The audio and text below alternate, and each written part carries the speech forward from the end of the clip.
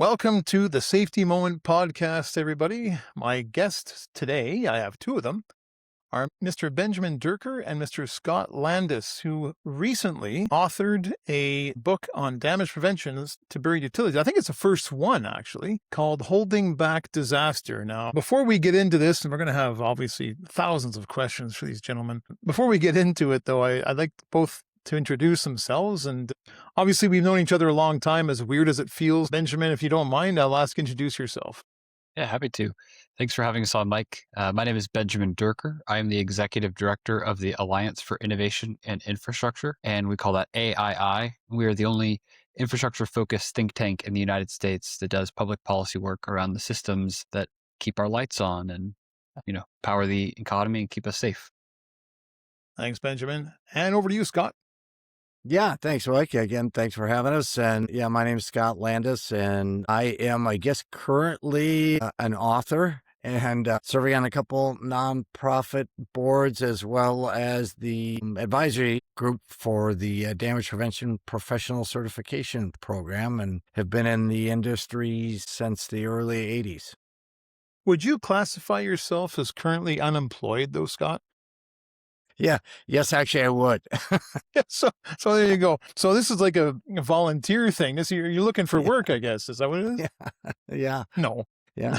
Well, guys, thanks for doing this. We tried to do a little while ago, and I had to back out at the very last minute, so I apologize for that. But here we are today, and I've been looking forward to this conversation for quite some time. To jump right into it, holding back disaster. How long were you thinking about this, Scott? I mean, I'm sure this was your initiative. Maybe it wasn't. Maybe Benjamin reached out to you, but I think you reached out to Benjamin for this. Well, it was your fault, because when Benjamin and I were both at the 40th anniversary, he actually brought up the concept of doing a book, and it was when I was in the middle of working on my other book. And so the first response was, no, one book is already too much. But then he proposed the idea of having a co-author. And so then I said, okay, well, let's keep talking. And so it really came out of that, because you had us both up there and Benjamin brought it up, and here we are. So Alberta was a catalyst once again for something that's, right out of left field. You can't stop being a leader. No, but whether you want to or not. And, Benjamin, we met each other some months before that. And yeah, exactly. You guys were both at our 40th anniversary and safety conference, which is 2.5 years ago now. I had to do a little bit of mental math there, but yeah, 2.5 years ago already. So yeah. And had you ever written a book before, Benjamin? Nope. I've kind of thought about it and stalled on a few ideas, but the co-author was the right dynamic for me. So we knocked it out in about a year and a half, and here we are. Now, who had the idea? I mean, obviously the book idea, but who had the idea for how the book is written? It begins with a person getting ready to go to work, basically. Who had the idea for that? That was Benjamin. He was, that was genius, because it really gets you interested versus just opening up with history and how things work. It creates an emotional bond, and he did it for all the chapters, and he's a way better writer in that area. And so, yeah, I think that's a very magical part of the book, and going to get people to actually read the whole thing. I think it was too, and I have to, I was quite honored to be brought into the process, and just as an editorial review, and I was given an opportunity to comment, and sincerely appreciated that, to be part of it. As I said earlier, this is, to my knowledge, the first book on this subject ever. Is that correct? I would say this is the first of its kind. When we were going through the process of finishing writing and editing, and talking to publishers, we came across a lot of more technical manuals, things that are written for engineers or that explain maybe a portion of the industry. But our goal was really to make it the first of its kind, to really take comprehensively what is the entire ecosystem, how does it all work together, and not just who the stakeholders are, but how does public awareness work? How is education and culture a part of this industry? And then to also tell some of the real stories and human impact. I think that this probably is the first work of that type. And you've got roughly 50 years of comprehensive history, right? But I mean, it goes before that. I mean, we've been hitting buried infrastructure since we first started putting it in the ground, and that goes back longer than 50 years. But you also had a lot of, beyond content, obviously, you also had a lot of people like myself, connections within the industry to reach out to and bounce ideas off of. Was that always going to be part of it, or did that sort of come along organically? You know, maybe we should reach out to so and see what they have to say, or was that something that was designed? Yeah, as much as Scott might want to credit me for the overarching idea of storytelling in the book, I'll credit him. He wanted to make sure this was grounded in the real experience of the people who are literally holding back disaster every day. And so from the very moment we started this project, there was kind of a non-negotiable that this was going to be interview-based, research-based, and actually tell the living, breathing stories through the parties who lived and breathed it. So Scott kicked off interviewing tons of folks. We did peer review through this whole process. And there's not a piece of this book that's just me and Scott. The whole thing is really a collaborative effort that I think is kind of a manifestation of what damage prevention is and can look like. So I'm really happy with that dynamic. What about Yeah. you, Scott? Was that something that you had to back your mind as you, I mean, before you put pen to paper, so to speak? Yeah, it really was because, as you know, I'm not really an expert in any of those areas, but I usually know who is. So that was really what I was trying to do, is reach out and find the right people who had the firsthand experience and help coordinate it, and then step back and take, a big look at it, the big picture look. But I'm not the guy who can tell you how to go out and locate or run a one call center, but I know who can. If you know anybody who can run a one-call center, let me know, because I'd like to figure that out soon. I've been only at it 15 years. Thankfully, I have some really great people I work with, and they know exactly what to do.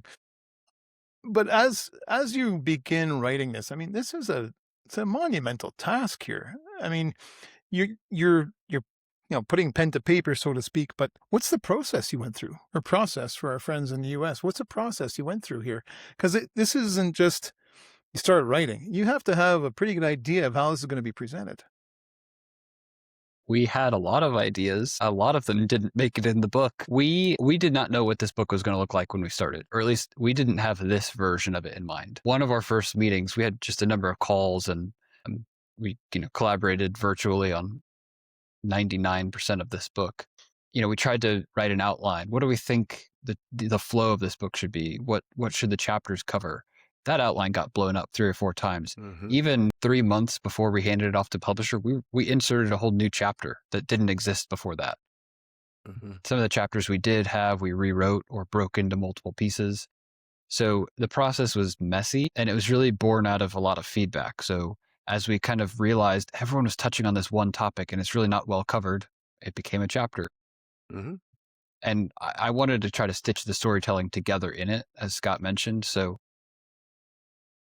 some of the ways we initially conceived of it was we draft a chapter that was a bit more technical, or what the explanation of the thing is, and then kind of go back through it and see if we can tie a narrative arc to it, or insert a new introduction that puts a thematic framing so that when you read it, you've already kind of primed your brain for that chapter. A lot of that happened after doing the work, of the chapter. So iterative and messy. And I think from a workload standpoint, we kind of divided the chapters up, and each of us took kind of the primary lead on a chapter, and then each of us then would go back and look through it and add our 2 cents worth after doing all the research and putting it together, and that seemed to work really well. So you found a rhythm coming as you were going through this? And what was that chapter that you put in towards the end you alluded to, Benjamin? Yeah, the most recent chapter I think we added to it was the technology chapter. We had obviously covered technology. It's an element of the one call centers. It's an element of locating. It's an element of every one of these chapters, SUE and mapping. But we wanted to treat it as a really separate section, because we broke the book, and this is another way we did it. Way late in the process, we realized the book probably works best in 2 halves. So readers, there's not like part 1 and part 2, but thematically there is. Part 1 is like explainer on who and what the industry is. And then we put a historic image gallery right in the middle so that people can kind of have a break for their eyes to look at something interesting. And then the second half is really kind of the future of the industry and really told by the industry itself. We inserted survey data. We had large sections that come from quotes from people, but we inserted in that one kind of what does the technology look like that we currently have? What will we have access to? What does the next 10 years look like? That was the most interesting, but also the most recent chapter that was added. Mm-hmm, mm-hmm. Yeah, I mean, I can't imagine when you're going through this prose, and we talk about writer's block and that kind of thing, but at some point, and I suspect anyway, it'd be early on when you're doing something like this, you feel the weight of what you're doing. And, you get to that point, will I ever get this done? Is this ever going to actually be published? Why am I doing this? How often did that, I mean, probably every day. Okay. But how often really did that come up? I don't know. For me, the biggest struggle kind of related to that was trying to decide how much is enough, because the reality is most of these chapters could be a book. Yes. And that would be painful for everybody, right? So that was really I thought the most difficult part was to focus on what we thought was needed to give somebody the big picture, because our mission wasn't to have a book that makes everybody an expert. It was designed to give everybody the big picture of how it all fits together in all the different parts. And so, like I said, it's a lot easier to write a long book than a short book. Yeah, I can imagine. And Benjamin, again, this for you, this is the first as well. So did you feel that pressure? I did. Some of it was self-imposed. We wanted to make sure that it got out in the world at the right time too. We had a lot of plans for this book that didn't materialize. We were going to release it at a particular conference. We didn't have it ready for that. We had a publisher who we were working with, and they ended up pulling out what I would consider at the last minute. But we ended up in a better spot, a better publisher, I would say, better timing. We released it for 811 Day. So it kind of worked out in a much more fun way. But we put a lot of deadlines on ourselves, expectations for when we thought we could knock out a chapter, and then kind of realized you can't write this type of thing on a deadline. It's finished when it's finished. And sometimes that was new interviews or peer review. And sometimes that was starting from scratch and realizing we don't know what all the details for Sue and mapping are, and kind of starting that chapter over. It was a lot, but I never felt like we weren't going to finish it. It was always, let's recalibrate for when we do finish this or what it's going to look like. Mm-hmm. How did you deal with Scott's world traveling? Because, I'm assuming he wasn't always available. It wasn't a particular concern for me. With virtual collaboration, we could be anywhere. I was writing a lot of this book from my bed, much to my wife's dismay. So. No, I mean, Scott, even though as an unemployed guy, he's still pretty busy. I don't know how he manages that, but you had a lot of engagement, and I mentioned myself included. And again, I really appreciated that. It was a lot of fun. When I saw an email come in and I was asked to review something, oh, good, I get to see another little piece of this, right? I wonder what it's going to say. But you had a lot of people reviewing this and providing feedback, which is so good because, obviously it speaks to your level of how you've connected over decades with the industry and how you're revered. So there was there was no anxiety associated with this. How many people roughly did you have chiming in? Because I saw a couple, the usual suspects, but I think there was a lot more than that. Benjamin's better with numbers. He may be able to tell you. I can tell you that one of the best resources, we're going back and listening and reviewing a lot of virtual town halls, the ESA ACTS town halls, because there was great expert panels on all those. So being able to go through and take things out of that and then follow up with those people. And then we did, as you know, because being up in Canada, make a concerted effort to not make it solely U.S. based. And, so we talked to people in Australia, Europe, Canada to try and provide the big picture. Yeah, for the numbers, just to speak to that, we probably interviewed and or quoted from about 45 people. But that was pretty close. I was thinking 50s. That's pretty darn good. Yeah, we had peer review full manuscript from what I would put at least at 15 people, which is way above what a typical peer review looks like. Usually it's a smaller panel of 3 to 5. So this was a real collaborative effort, like I said. that we were, advised on, steered on, commented on by people, not just, like Scott mentioned, not just here, not just this industry, but globally. So kudos to everyone else. How did you keep it under wraps? Because I know we were, for all of us who were engaged in this and brought into the tent, we were sworn to secrecy, and I kept my promise. But how did that go? Did anybody have any leaks, or was there anybody pushing this a little bit, or was it all just kept under wraps? Someone will have to tell us. Yeah, right. Yeah.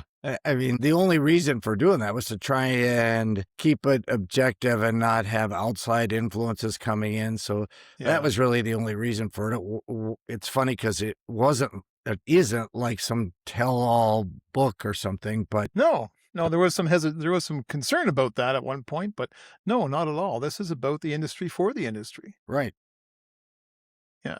So when you're going through this and doing all the research and you're writing, did anything? Man, you guys have been around this a while, Scott, especially. You've been at this for many, many years. Did anything come up? You say, "Wow, I didn't know that," or "I didn't know it to this degree." And I can't imagine there was a syllable in that book that you weren't familiar with, Scott. But maybe I'm wrong. That's not, I certainly don't know everything. I've heard about all the parts of it, but when you get into the mapping and the technology and even a little bit of the Sioux while I'd been involved in all that, when you start getting deeper into those things, I'm not a technical guy. So there were definitely a lot of things I learned in that process. How about you, Benjamin? You're a little bit more new to all of this. Yeah, I would say, there was tons of stuff I learned. Not glossing over the question, I'm just going to take it a different direction. I think the thing that surprised me most was hearing things from the stakeholders themselves. So it might be an idea I've come across or a concept I knew about, but actually hearing it from the horse's mouth is what was new. We included a ton, like I said, tons of quotes and things like that. But one feature that we included was in the book, we call it Note to Self. It was what the industry would say to their younger self. So like you've been in this industry 20, 30, 40 years. What would you say back to yourself or to someone who's just starting out, essentially? And it was kind of a way for a retrospective. The industry can read its own thoughts, let people see, what is some hard-won wisdom. So for me, it was interesting to see the same things I've heard or dynamics I've maybe witnessed a little bit actually articulated by the people who are living it. It was just a different approach to it or a different perspective on the same information. What's your view on the industry today as opposed to when you first, and Scott, maybe more a question for you, but for you as well, Benjamin. But what's your view on the industry today, Scott, as opposed to, or in contrast, not as opposed, but in contrast to when you were just starting out? It's a long slog in a way, a career is a long stretch, but what's your view on the industry? Well, it's a good question. I think the biggest change along the way was when we got 811 and then you guys shortly thereafter followed with clickbeforeyoudig.com, because that allowed the industry to kind of unify and share a message and get out there and be consistent with the message and educating people. Before that, it was just really hard work. Every call center had their own message, and while they were similar, it's like trying to have an ad campaign, right? And have a different ad campaign for every single state, and you're getting a different message out there. So that was a really big thing. And then, just the advances in technology the last few years really accelerating. And now as an industry, we have to find a way to better embrace all the new technology and kind of break out of the way we've done it before. And that's not unique to this industry, right? It's a norm when you're, Yeah. What about you, Benjamin? You haven't had as long a view on it, but I'm sure you've seen some things that work and things that don't. Yeah, it's not nearly as long as Scott, but I'm just kind of thinking back to the day. None of us are in this as long as Scott. That's true. I have nearly a full decade now of studying this from a policy perspective. And I would say it's enough time to see some change, but not a ton of change. What I would say is when I first started learning about this industry, it was really complicated. There were so many different stakeholders and different incentives and different competing interests. And it was really difficult to kind of unweb that. And that's part of the work of the book, is to kind of map it out and show people who everyone is, how they relate to one another, and all that kind of stuff. So the underlying dynamics are the exact same. I mean, nothing has changed substantively in how the industry works, 10 years since I started looking at it. What I would say is right now is probably the biggest time to be both pessimistic and optimistic at the same time. And your personality is probably which of those wins out. CGA just yesterday put out new damage cost numbers, and it's estimated at $83 billion, which is right in line with what we put forward in the book. So it's actually, I love seeing that new data. What we put in the book is almost exactly, point for point, the damage numbers, the cost estimates they use. But the damage numbers also at record highs. That's, also from this summer from CGA. You could easily see that costs and damage numbers so high in the face of the 15.5 trying to reduce damages. Like, what are we doing as an industry? You can view that pessimistically, but at the same time, Scott mentioned technology and all these different, the certification program that USP is doing. So many different opportunities for growth and improvement that, I would say I tend to be an optimist. So I think we're at the best possible moment for damage prevention. Distributed fiber optic sensing, professionalization and certifications. One call center is doing a lot of the technology and also a lot of the education and resourcing. It's a really good time. There's some really bad data, but that's all going to resolve itself. So I see it just as an interesting mix that kind of is in the eye of the beholder to a certain extent. It's interesting you say that, and I share a lot of those sentiments, by the way. I just get this sense we're at a turning point. We're approaching a turning point. And I know people will think I'm out to lunch on this, but I think from a technology standpoint, we are at a point where we could almost eliminate the notification center through maybe it's an application process, to shrink that. You'll still need a valid ticket to submit to secure a locate, but do you really need all of that middle stuff? I'm digging here, I need to get a locator, and I go into an application to select that locator. I think that is possible right now today. I think the technology exists right now today. And maybe there are laws or legislation, regulations in place that prohibit us from doing that. Or some may say that there's a great deal of interest not to go forward and be able to do that. But I do think we are at a turning point, or very close to one. And, to Scott's point, prior to 811, click before you dig, there was a lot of competition for awareness, and we were all saying something similar or the same, but not quite the same. And now we have that opportunity to say one thing or just two things, right? Given the way the 811, we couldn't use it here. But at the same time, and I think this is crazy because we're all trying to achieve the same thing, which is public worker and community safety. There seems to be competition in that space and turf, which makes no sense to me. And I don't get it, right? I just don't get it. And we're competing with brands that shouldn't be competing. We're trying to, like I've said before, forget about utility safety partners, forget about USP, and that brand is way over there somewhere. What do we want people to do? And we want them to click before you dig. That's what's got to be out there. Until something better comes along, that's it, right? That's it.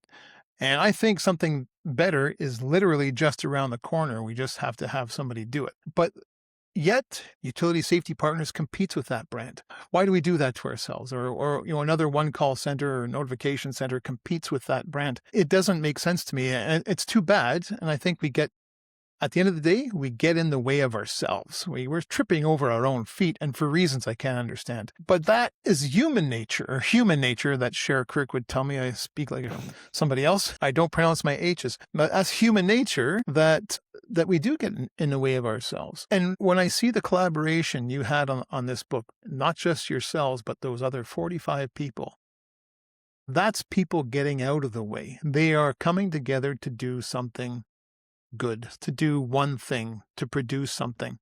So that gives me hope. That gives me hope that, that we will get out of the way of ourselves. And I look forward to more young people getting into this. And, we mentioned, or Scott, you mentioned the damage prevention professional certification. And I hope that's a catalyst to do that. I hope it's a catalyst for people who are in the industry to stay and become better at what they do. But I do hope it becomes a catalyst to intrigue new people and new fresh minds, fresh ideas. Because if you look around the room, there's a lot of people who look like me and Scott, and too few who look like Benjamin. And that needs to change. So this book, in that regard, I think opens that door. It creates that interest. Something like we talked about the DPPC, that creates some interest. But this book creates that interest. And I'm hopeful that it's able to move forward in that way. Now, you've written one book, Scott. You've written 2 books, Scott. Are you going to write another one, or is there something else? No comment at this time. Well, they say every person should build a house, plant a tree, write a book. So have you done all those 3 things? Not built a house. That's why this one's still standing up. If I were to build a house, it would be a big problem. If you call a tent a house, then I'm there. Or maybe a fort, with some blankets with your grandsons. Yeah. Yeah, exactly. How about you, Benjamin? Have you done the proverbial build a house, plant a tree? Now you've written a book? No, but I have some other book ideas in the works, so there might just be another 1 or 2 coming. Well, I love the idea. And, I've talked to Scott about this. I've had a book idea in my mind for a very long time. I don't have the time right now to write it, but someday soon I hope so. And whether or not it's a bestseller doesn't really matter, but I need to write it for me. And if somebody picks it up. Before we go, and I wanted to talk about finding a publisher. So what's that like? I mean, I have no idea how this whole process works. I mean, okay, you write your book, you get the engagement, you do the editing. Now you got to get a publisher. How do you peddle that? Especially to somebody that probably has no idea what the hell you're talking about. Well, I'll first say that I was a complete failure at that. I was unable to do that with my first book and self-published. So it was all Benjamin. He was relentless in a search for a publisher and the right publisher. So you can explain how you did it. Yeah, we started with who we knew who had written books and kind of asked some questions. So I think you always need other people to guide you. Almost nobody creates something from scratch. It went through a friendly contact. Honestly, the first publisher I approached was not my plan at all. It was like an accident. I reached out to somebody and said, "Hey, do you know of a publisher?" And they said, "My organization publishes." So he just put me in touch with someone immediately. And we went several steps with them, but that one didn't work out. It then turned to what I thought would be the best mix for this book, which was kind of academic and professional publishers, rather than like a Simon & Schuster, Penguin Random House, like somebody who would publish a novel. I think because there's technical aspects to this, there's training application, there's even classroom application for universities. It made sense to me to approach publishers like that. A lot of research, a lot of cold outreach, but we actually had two offers for publication for this book and went with the one we thought would give us most creative control and keep the book, the heart of the book, what it was. One of the other publishers, their process looked a lot different. They had peer review after we handed off the manuscript altogether. And so there's kind of we didn't know where it might go. And a lot of people don't understand who the peers are in this industry. And so we wanted to make sure that the people who are actually living it, operating it, doing the work were the ones whose voice is represented, and not a professor or somebody who's in an adjacent industry who maybe interfaces with this to some extent. So yeah, we did cold outreach and, submitted a proposal, explained what the book was going to do, submitted a sample chapter. They got feedback from peer reviewers. We got some great feedback that the book was going to be helpful for the industry. We got some not so great feedback that they shouldn't publish this book, and the good feedback won out. We took the next couple steps, signed a contract, and handed over the manuscript. Now, you had a foreword written by somebody, and an afterword written by some prominent people. Tell me how that went. How did you reach out to the former, I think it was the former secretary, right, to FEMSA? Was that it? Yep, the former Secretary of Transportation in the U.S. Yes. Yeah, again, friendly. That's no small feat. That's huge. Yeah, I'll let Scott speak to the afterword, but the foreword, we reached out to a lot of people who we thought would validate and commend this industry well. And it's really hard to get prominent people. We had a lot of cold outreach that stayed cold. We never heard back. But yes, Secretary of Transportation Mary E. Peters was the right fit because she was the one here in the U.S. at the helm when 811 was rolled out. And so it wasn't just that she was a cabinet secretary or that she did work in this related field, but she was the one who, was there when this was all happening. And fortunately, my boss, who well, Mike, Brigham McCown, he spent a lot of time at US DOT. Yeah, he would have, he helped me broker a friendly introduction, and she was more than happy to help because this is an important industry and it's important for the future, but it also touches so many different issues and areas. And it was important for us to have that tie-in that somebody, the prominence of the forward writer isn't for us, it's for the industry. It's so that people who are reading this book can say, wow, the stakes matter enough that people at higher positions in government and industry cared enough to participate in this. And so not praise for Scott or I think it's just validation to the industry. But Scott, I'd love for you to tell us about the afterward. Yeah, sure. So, we were lucky to get Bob Kipp to do the afterword, who was the original president of the CGA and led it for, 15, 20 years, a long time. Yeah. And I thought that was really important, especially as an afterword, because he was there at the beginning of the CGA. It really helped guide it through and, was there for the 811 launch and all those things. So he had that perspective of looking back at the whole big picture and also having a bit of the Canadian viewpoint, since he was a Canadian by birth and I think is now a U.S. citizen. But so that perspective was really great. So there's really nobody who I think could bring that same perspective. I agree. As what Bob did. So fortunately, he was willing to do it, and I think it did a good job. Yeah, and he did. I would just tie two threads together here. Mike, you mentioned new young people coming into this industry. The reason that we put Bob Kipp at the afterword is that you've read the whole book now, and it's kind of like your invitation to join the industry. And so his position at CGA is kind of the optimal entry point. You've learned about the industry, you see what all these stakeholders are.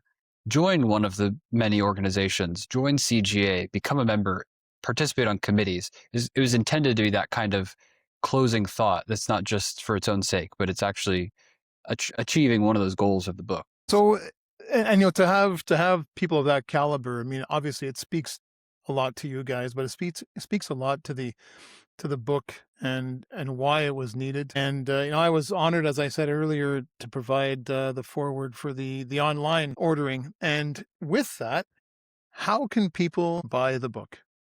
Where is it available? Everywhere. If you type in Holding Back Disaster, you will find that book. We're happy to share the publisher link. It's through Routledge, but it's on Amazon. It's at Barnes & Noble online. It's at everywhere you could think to find a book. Awesome. What's next, guys? You going on a major world tour to do an autograph sessions or? Yeah. I'm working out my hand just in case. Yeah. We do have a number of other podcasts and some speaking roles that we've been honored to participate in. So we'll be talking about this book probably for a few months now, at least. Well, we'll be having our safety conference in Calgary in end of March, I believe, 2027. And Scott, I know you're going to be there. And Benjamin, if you can make it, wonderful.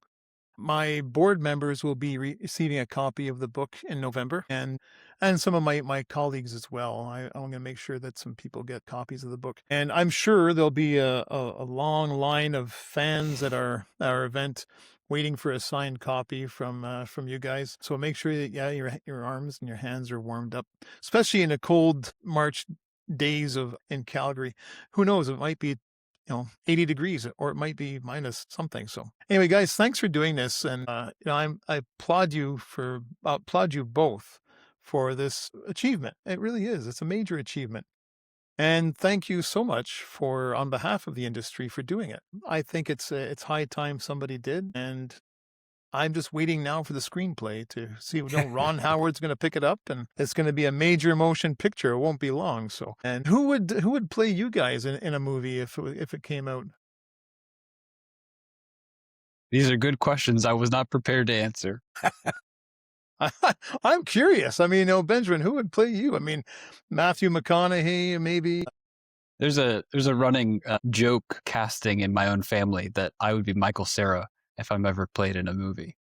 Okay. So How about you, Scott? Well, I'm going to go with who I would want to play me. It would be like a younger Harrison Ford, but yes. Well, there you go. That's who I had pegged. Either that or maybe Martin Short. Wasn't sure. You get a Canadian in there, right? Anyway, guys, thanks for doing this, and kudos to you for getting it done and getting it done in a really good and big way. thank you. Thanks.